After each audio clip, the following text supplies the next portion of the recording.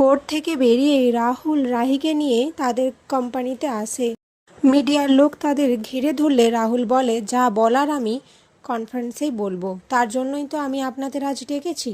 এরই মধ্যে রাজীবের পরিবারও সকলে চলে আসে, সাথে রাহির পরিবারও চলে আসে। রাহির মা বলে, রাহুল আমাদের এখানে কেন ডেকেছে আমরা তো কিছুই বুঝতে পারছি না।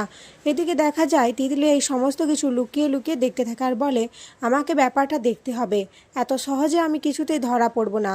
আর এই বিগ ব্রো এর দ্বারা কিছুই হবে না, আমি এত কষ্ট করে ভিডিও করলাম আর এ কিনা আমাকেই ফাঁসিয়ে দিচ্ছে।